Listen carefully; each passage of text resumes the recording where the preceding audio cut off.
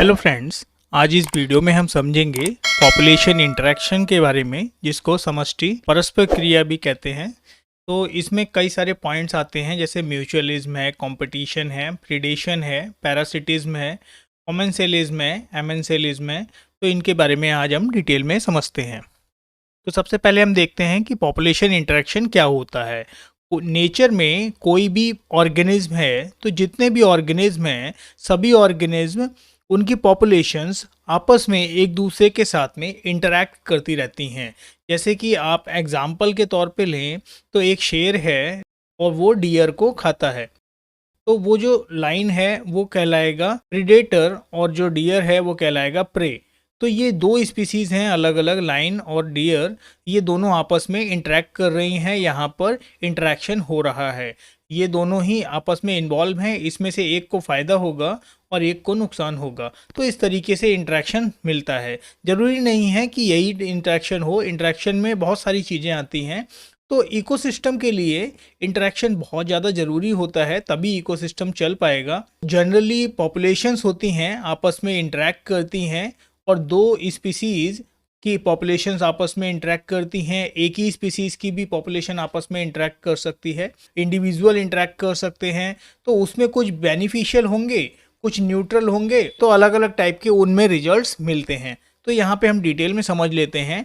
तो यहाँ पे मैंने पॉइंट्स लिखे हैं, जैसे ये म्यूचुअलिज्म है और यहाँ पे एक स्पीसीज़ ए है, ये दूसरी स्पीसीज़ बी है।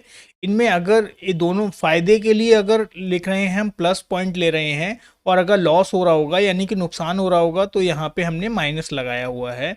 और अगर उसको कोई भी फ़ायदा नहीं है और कोई भी लॉस नहीं है तो यहाँ पर हमने ज़ीरो वर्ड यूज़ किया गया है। तो इस तरीके से हम समझते हैं। तो सबसे पहले हम एग्जाम्पल ले रहे हैं म्यूचुअलिज्म का। तो म्यूचुअलिज्म के लिए मैं एक यहाँ पे डायग्राम लगा रहा हूँ, जिसमें एक ये हनी बी है, हनी बी पॉलिनेशन कर रही है यहाँ पर। तो पॉलिनेशन के लिए तो वो आएगी नहीं, वो यहाँ पर अपने फ़ायदे के लिए आई है। और उसका फ़ायदा क्या है कि यहाँ से उसको कुछ नेक्टर मिल जाएगा, कुछ ऐसा फूड मिल जाएगा, कंपोनेंट मिल जाएगा जिसको खाने के लिए वो यहाँ पे आएगी। तो यहाँ पे एक स्पीसीज़ क्या हो गई, हनी बी, जो यहाँ पे फर्स्ट स्पीसीज़ है, और वो अपने फ़ायदे के लिए आई है, उसको यहाँ पे नेक्टर मिलेगा। और दूसरा जो है वो है प्लांट। तो प्लांट यहाँ पे नेक्टर क्यों बना के रखा हुआ है, ताकि यहाँ पे हनी भी आए और यहाँ से कुछ पॉलन ग्रेन उसकी बॉडी पे चिपक जाएं, और जब वो दूसरे प्लांट के ऊपर पहुँचेगी, दूसरे फ्लावर के ऊपर, तो वो पॉलन ग्रेन वहाँ पे गिरा देगी। तो इस तरीके से क्रॉस पॉलिनेशन की मैकेनिज्म यहाँ पे देखने को मिलती है। तो यहाँ पे दूसरी स्पीसीज क्या है, प्लांट है। तो वो जो प्लांट है उसको भी फायदा होगा। तो ऐसा कंडीशन जिसमें दोनों स्पीसीज को बेनिफिट होता है, ऐसे को हम बोलते हैं म्यूचुअलिज्म। आई होप आपको समझ में आ गया होगा। नेक्स्ट हम लेते हैं कंपटीशन। कंपटीशन में क्या होता है, यहाँ पर कोई स्पीसीज हैं, एक ही स्पीसीज के भी हो सकते हैं, अलग अलग स्पीसीज के भी हो सकते हैं। तो यहाँ पर दोनों को ही लॉस हो रहा है। सपोज यहाँ पर एक ये लाइन है और ये हाइना। तो जो लाइन है और हाइना है, ये दोनों ही फूड के लिए, जो भी इसने, लाइन ने किसी चीज का शिकार किया होगा तो, या फिर हाइना ने किसी चीज का शिकार किया होगा, तो यहाँ पे उस फूड के लिए ये दोनों आपस में एक दूसरे से लड़ रहे हैं। तो लड़ाई में दोनों को ही नुकसान होगा।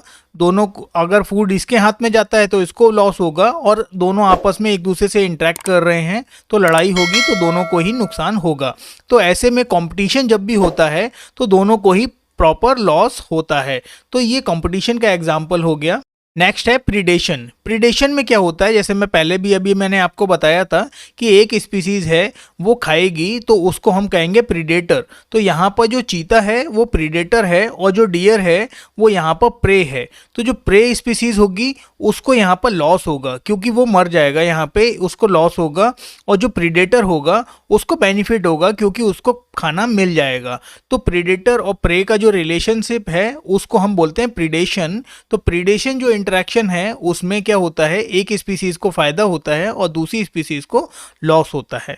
नेक्स्ट जो है उसको हम कहेंगे पैरासिटिज्म। पैरासिटिज्म में क्या होता है, एक पैरासाइट होगा। पैरासाइट क्या होता है, जो किसी दूसरे ऑर्गेनिज्म की ऊपर ग्रो करता है और उसको नुकसान पहुंचाता है। तो ऐसे को हम पैरासाइट बोलते हैं। यहाँ पर मैंने एक मॉस्किटो लिया है। ये जो मॉस्किटो है, तो ये मॉस्किटो क्या करेगा, किसी इंसान का या किसी जानवर का खून चूसेगा और उसमें जानवर के अंदर में या इंसान के अंदर में वो कुछ ना कुछ दूसरे ऐसे पैथोजन को अंदर पहुंचा देगा, जिससे कि वो उसके अंदर नुकसान करेंगे।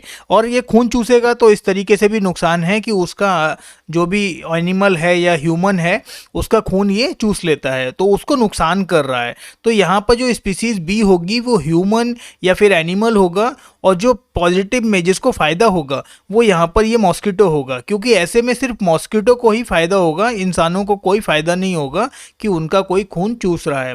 तो पैरासिटिज्म में बहुत सारे पैरासाइट आते हैं, सिर में जो जुएं होते हैं या और दूसरे भी बहुत अलग अलग टाइप के पैरासाइट होते हैं। इंटरनल पैरासाइट भी होते हैं जो अंदर मिलते हैं, उनको हम एंडो पैरासाइट कहते हैं। तो वो भी इंटरेक्शन का आता है, उसमें भी क्या होगा, पैरासाइट को फ़ायदा होगा और ह्यूमन या किसी और दूसरा जिसके ऊपर वो पैरासाइट ग्रो कर रहा है उस होस्ट को वो नुकसान होगा। नेक्स्ट आता है कॉमन सेलिज्म। कॉमन सेलिज्म के लिए यहाँ पर एक डायग्राम मैंने लगाया हुआ है। इसमें क्या होता है, जैसे ये बगुला है और ये किसी भैंस के ऊपर या किसी जानवर के ऊपर ऐसे बैठे हुए आप लोग देख सकते हैं। तो इसमें क्या होता है, ये इनके ऊपर बैठे रहते हैं, जैसे ही इसके शरीर के ऊपर जो कुछ कीड़े मकोड़े ऐसे कभी रेंगते हुए जो रहते हैं उन सबको ये खाते रहते हैं। तो जो बगुला है ये स्पीसीज ए है यहाँ पर, और उसको यहाँ पर फ़ायदा होगा क्योंकि उसको थोड़ा बहुत यहाँ पे फूड वगैरह मिल जाएगा। और जो स्पीसीज बी है वो यहाँ पर ये भैंस है, और इसको यहाँ पर कोई भी लॉस या कोई भी बेनिफिट नहीं होगा। अगर वो खाता भी है बगुला किसी कीड़े मकोड़े को उसकी बॉडी के यहाँ पे ऊपर से ऐसे, तो उसको कोई स्पेशल उसका फ़ायदा नहीं होगा, है ना। तो इस तरीके के इंटरेक्शन को हम समझते हैं कॉमन सेलिज्म में। कॉमन सेलिज्म में आप कोई दूसरा एग्जाम्पल भी ले सकते हैं, ये यहाँ पर मुझे थोड़ा सुटेबल एग्जाम्पल लगा तो यहाँ पर मैंने इसको लिया है। लेकिन कॉमन सेलिज्म में क्या होगा, एक को फ़ायदा होगा और दूसरे को कोई भी फ़ायदा या नुकसान नहीं होगा। नेक्स्ट जो है वो है एमेंसेलिज्म। एमेंसेलिज्म में क्या होता है, एक स्पीसीज को लॉस होता है और दूसरे स्पीसीज को कोई भी फायदा या नुकसान नहीं होता है। तो यहाँ पर हम समझते हैं, इसमें एग्जाम्पल थोड़ा सा सही से आपको देखना पड़ेगा। जैसे ये गाय है, गाय ये कहीं से घास खा रही है, तो घास यहाँ से खा रही है, तो अब गाय है वो एक स्पीसीज बी है, उसको कोई फ़ायदा या लॉस नहीं है। लेकिन जो दूसरी स्पीसीज़ है वो कुछ कीड़े मकोड़े हैं जो यहाँ पर मिट्टी में अंदर दबे हुए होंगे, और जब गाय ने घास उखाड़ी वहाँ से खींची तो उसके साथ में वो जो इंसेक्ट हैं जो नीचे ज़मीन में थे वो मिट्टी के साथ में उखड़ के ऊपर की तरफ आ गए, और ऊपर की तरफ आ गए तो वो एनवायरनमेंट में ओपन हो गए, यानी कि वो वहाँ दिखने लगे। जब वो वहाँ दिखने लगेंगे तो क्या होगा कि कोई दूसरा क्या कहते हैं प्रीडेटर आएगा, जैसे बगुला है या और कोई दूसरा ऐसा जो कीड़े मकोड़े खाता है, और वो वहाँ उसको खा लेगा। तो इस तरीके से क्या होगा, उन कीड़ों को नुकसान होगा जो उस घास के नीचे छुपे हुए बैठे थे, लेकिन जब इस गाय ने घास को उखाड़ लिया तो वो ओपन एनवायरनमेंट में आ गए, यानी कि वो खुल गए, तो उनको वहाँ पे नुकसान हो गया, क्योंकि उनको अब उनका लॉस हो गया, वो उनको कोई खा लेगा, इस तरीके से उनको वहाँ पे लॉस हुआ। तो ये इस तरीके के एग्जाम्पल हम लेते हैं एमेंसेलिज्म में। इसमें क्या होता है, एक स्पीसीज होती है उसको कोई फायदा या लॉस नहीं होता है, गाय को कोई फर्क नहीं पड़ रहा कि उसमें क्या हुआ, उसको घास मिल गई, उसको बस उसको अपना देखना है। लेकिन यहाँ पर दूसरा जो स्पीसीज है वो इंसेक्ट हैं जो जमीन में छुपे हुए थे, तो उनको वहाँ पर लॉस होगा। तो इस तरीके के इंट्रैक्शंस यहाँ पे देखने को मिलते हैं। तो ये जो एग्जाम्पल था वो था एमेंसेलिज्म का एग्जाम्पल।